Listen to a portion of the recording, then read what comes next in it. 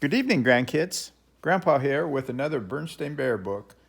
It's called The Bernstein Bears and the Messy Room.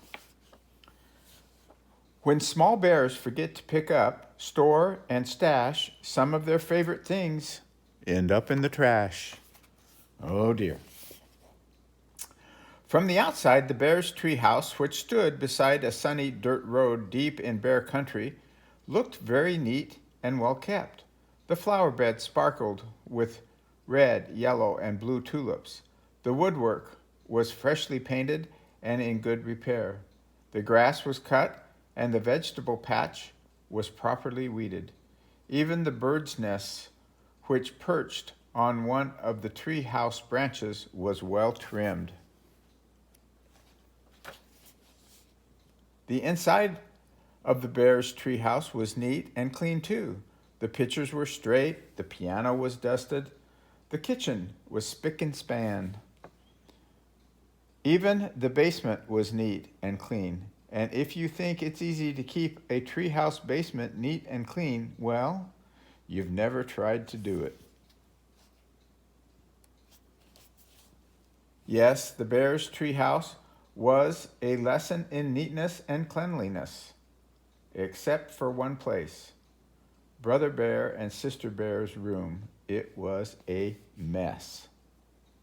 Uh-oh. A dust-catching, wall-to-wall, helter-skelter mess. A half dozen jigsaw puzzle gathered dust. Oh, a half done jigsaw puzzle gathered dust in one corner of the room. A group of brothers' dinosaur models collected cobwebs in another. Sisters' stuffed animals were everywhere. As for the cubs' big storage closet, well, just be careful how you open it. Uh-oh, there's Mama Bear. She's been mowed over by all the stuff. It wasn't that brother and sister were naturally messy. They tried to keep their room straight. They made their beds most of the time. And they swept and picked up once in a while. The trouble was that when cleanup time came, they spent more time arguing than cleaning. How am I supposed to sweep with your dumb dinosaur toys all over the floor? Argued Sister. They're not toys, they're models. And don't move them. I'm working on a setup of the Pleistocene age. Brother protested. Pleistocene, schistocene, shouted Sister.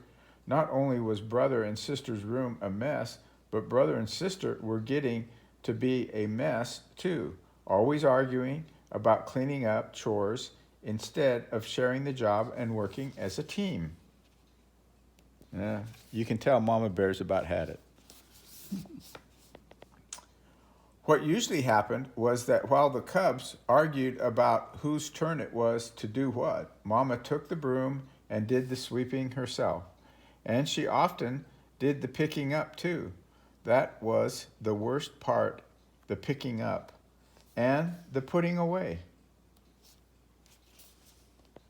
Well, the mess just seemed to build up and build up until one day, maybe it was because Mama's back was a little stiff, or maybe it was stepping on Brother's airplane cement, or maybe she was just fed up with that messy room. But whatever it was, Mama Bear lost her temper. She stormed into the cub's room with a big box. The first thing we have to do is get rid of all this junk, she said. Junk, said brother and sister, watching in horror as Mama began to throw things into the box. My teddy isn't junk, screamed sister. My bird's nest collection isn't junk, yelled brother at the top of his lungs. The screaming and yelling got so loud it reached Papa, who was in his workshop putting the finishing touches on a batch of chairs that had been ordered by one of his customers. He couldn't imagine what was wrong. He hurried up the stairs and looked into the noisy room. He hurried up the stairs and looked into the messy, noisy room. It didn't take a deep thinker to figure out what was going on.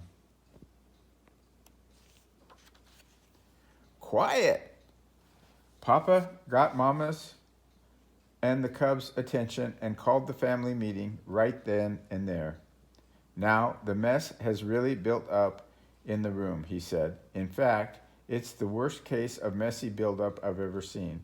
And it isn't fair, he continued. It isn't fair to your mama and me because we have a lot of other things to take care of. And it isn't fair to you because you really can't have fun or relax in a room that's such a terrible mess. I'm not sure Mama's going to get over it quite so soon. But Mama is putting all my things into the box, even my teddy, said Sister. And my things too, said Brother. Then Papa got an idea. A box? Yes, he said. Better yet, a lot of different kinds of boxes. A big toy box for your large toys. I can make one for you in my shop. And some smaller boxes for your collections and models. And how about one of those boards with holes and pegs to hang things on, asked Sister. A pegboard, said Papa. Great idea. All this room needs is a little organization. A little organization and a few rules, added Mama.